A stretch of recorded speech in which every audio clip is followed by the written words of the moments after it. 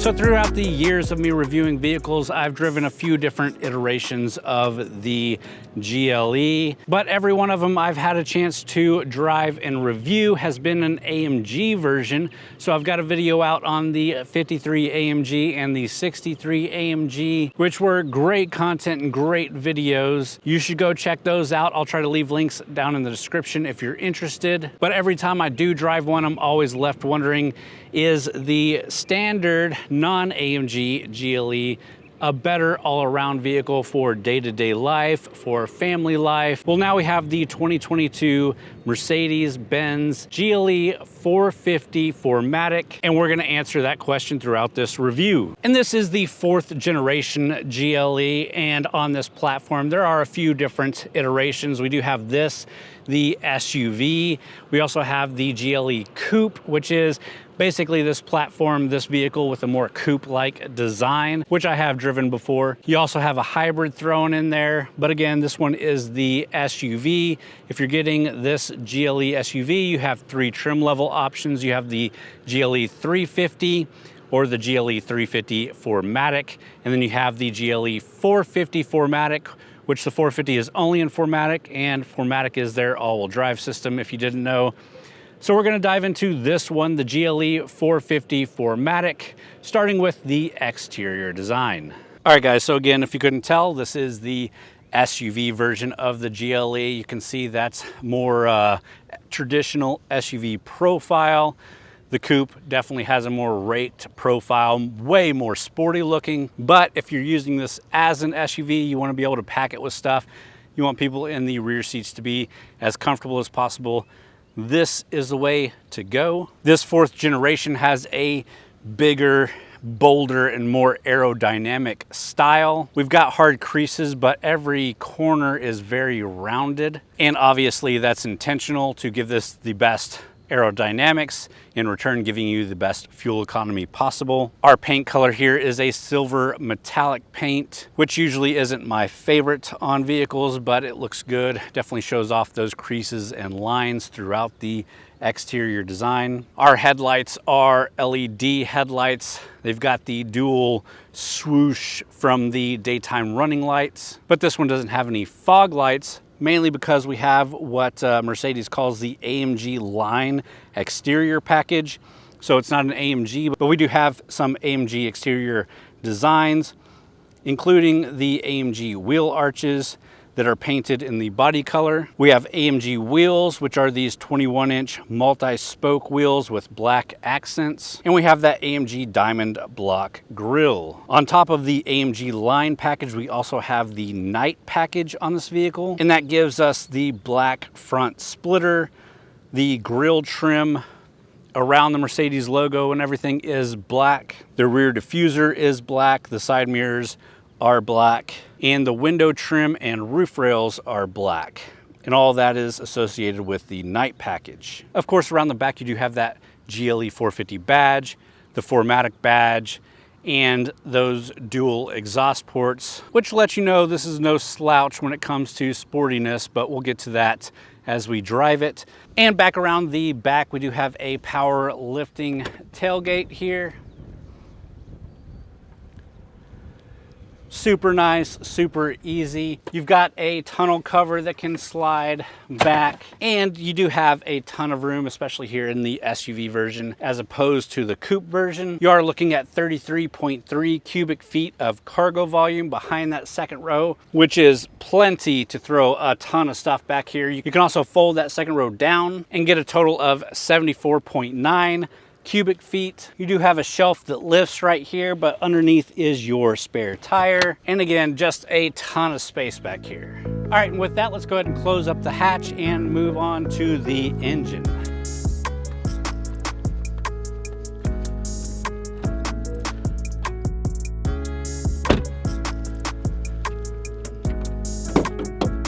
All right, so first off, let's take a second to appreciate under the hood here. Super nice looking, yet exposed carbon fiber, and just an all-around beastly looking engine. It is a 6-cylinder under the hood. We'll talk about it in just a second. But you do have 2 engine options. The first one being a 2-liter inline 4 that's turbocharged. That pushes 255 horsepower, 273 foot-pounds of torque. And that's good for a 7-second 0 to 60. What we have here is a 3-liter inline 6 turbocharged with a mild hybrid drive, which we'll talk about as we drive it. This one has 362 horsepower, 369 foot-pounds of torque, and can do 0 to 60 in 5.5 seconds, which is really impressive when we talk about the AMG version. So the AMG 53 has the same inline 6 turbocharged, but that one pushes 429 horsepower, 384 foot-pounds of torque, and has a 5.2 second 0 to 60. So only 0.3 of a second difference in this one and the AMG version, which again, we'll talk more about as we drive. But make no mistake, the 450 is a pretty powerful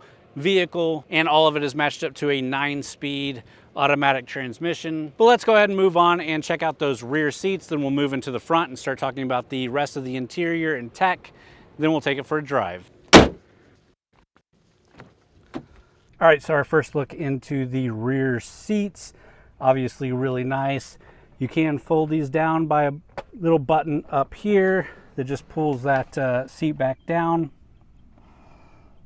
And back up. Not a whole lot of other adjustments, but let's jump in. All right, and as you can see, there is a ton of room back here, a ton of knee room, a ton of foot room. This seat is at the position that my wife or kids would sit in the front seat. Ton of headroom. Again, the coupe starts to slope down at this point, and you do have a lot more restricted headroom. This one, the SUV version, has plenty of headroom. We do have our own AC vents back here. We have our own USB Type-C charging ports with little phone holders back here. That's pretty cool. We also have an accessory charger way down there. Really cool. Just overall, a ton of space back here. Really nice materials, nice and comfortable. Let's go ahead and move into the front seat, kick this thing on, get the AC running. We'll talk more about the tech and everything in here, then we'll take it for a drive.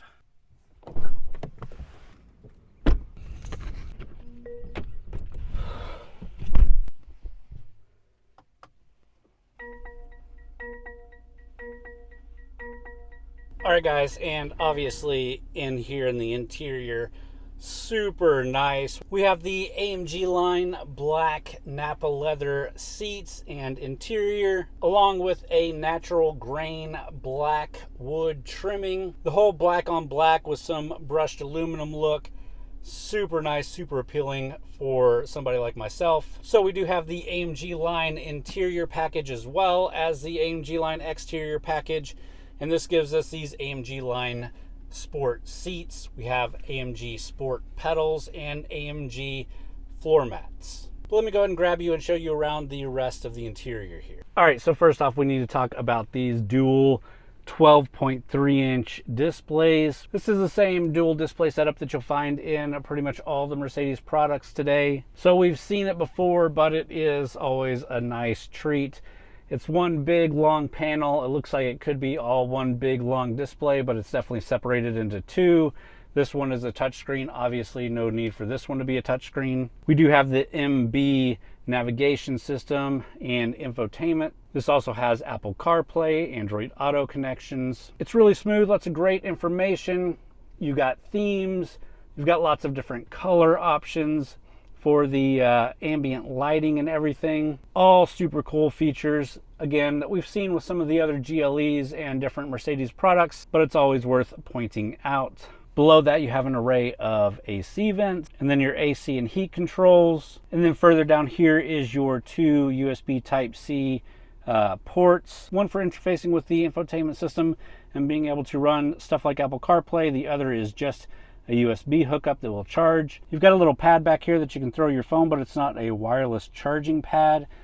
You've got your cup holders here, your touchpad for interfacing with the infotainment system, and then some of the fun buttons, including your dynamic driving modes, which are Eco, Comfort, Sport, and Individual. Got a button for your parking sensors and camera, a quick button for your assist safety features, a quick button for your favorites menu that can be customizable, a volume rocker, with a power button for your infotainment system, navigation and map, radio and media, and telephone. And this is just a little armrest to set your arm on as you're controlling everything. Super comfortable. And then back here is your ride height control. So we do have the AMG suspension in this vehicle, and you can adjust the ride height with this toggle here, which we'll talk about more as we drive it. And then further back is your center console. Nice soft material, nice depth. My big camera can fit in there. You do have more USB charging there as well.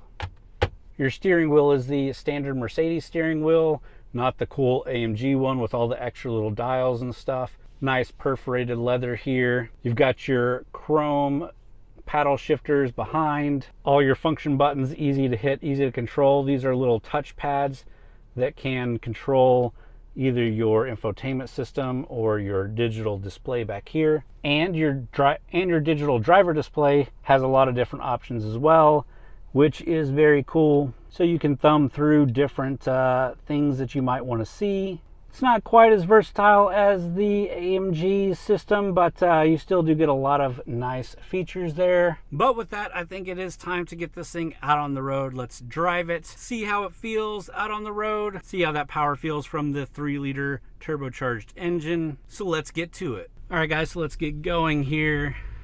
And first things first, we do have that AMG suspension, so it is a nice, comfortable ride, as you might expect from Mercedes.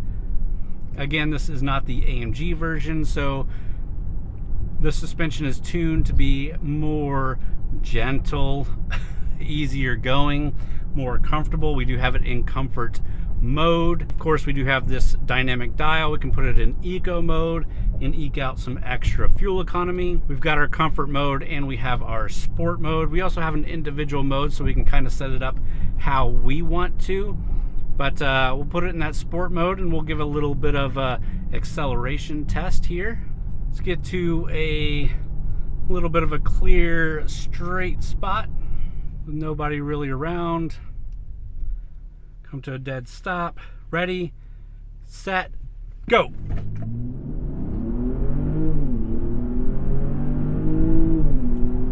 $60.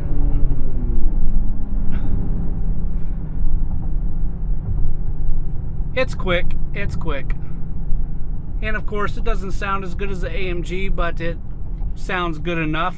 We don't have the extra exhaust button on here that makes the extra pops and crackles and everything from the exhaust, but this is a more subdued vehicle, which is why I basically have driven it in comfort mode the entire time and has been super good. Your fuel economy numbers are 26 miles per gallon city, 20 highway, which is pretty good for a larger SUV with this much power. You also have a ton of safety features, including active driver assist, active steering assist, active lane change assist, active emergency stop assist, active speed limit assist, active brake assist, your blind spot assist, and really a ton more, which does make this an even better family day-to-day vehicle or road trip vehicle if you need to get up on the highway and just cruise for a long distance, which we do a lot here in Texas. This thing is great at that. You can set all the assist features, set the lane keeping assist. Still got to pay attention and keep your hands on the wheel, but you can set it and feel a lot more confident in your just daily driving. Also, that speed limit assist is pretty cool, so as the speed limit changes, it will automatically know that and change for you. So say you're on a 70 mile an hour, 75 mile an hour highway, and you're coming into a town where it drops down to 65, the car will know that and drop that speed for you. So just a less chance of you getting trapped by a speed trap. Obviously, it works in the other way as well.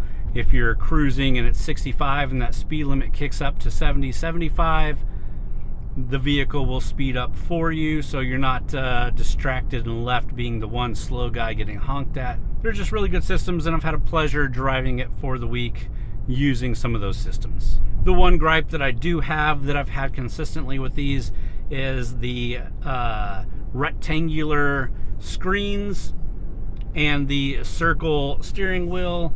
The steering wheel blocks half of the driver information display, and I could raise the steering wheel up a little bit and get a little bit of a better view, but that's not as comfortable as having it low. So I find myself every once in a while just ducking down to get a view of the very top, which is where your speed sits, your outside temperature sits, your time sits, the speed limits of the road you're on sits. So there's a lot of good information right there that's being blocked consistently, and that's a bit of a drag. But of course, that one little nitpick is not enough to deter me from recommending this car. Let's pull back over, talk about the price, competition, and I'll give you my final thoughts. Let's start to wrap this thing up. All right, guys, super nice to drive, super good looking, nice interior, lots of good tech. How much is this Mercedes to buy? Well, if you're going off of the website and the MSRP and not what a dealer might mark it up to, the GLE450 very base price is $56,150, and that's with the 2-liter 4-cylinder turbocharged engine, 255 horsepower. The GLE450 4Matic, which is what we're in here, has a base price of $63,950, but ours, with all the packages and extras on it, no surprises, about $83,000. Comparing that to the AMG 53 4Matic, has a base price of $74,000, but the last one we drove was well over $100,000. So I think it's still a good buy, even with the extra packages on it. And I'm not even convinced that I would need all the AMG bits added to this. This is not the AMG car, so I don't necessarily need the AMG bits, although these AMG seats are super nice, and I do like the AMG front end a little bit more, but I could buy the thing without it. Of course, there is a lot out there that competes with something like this. A lot of them a lot less expensive, but not quite as nice.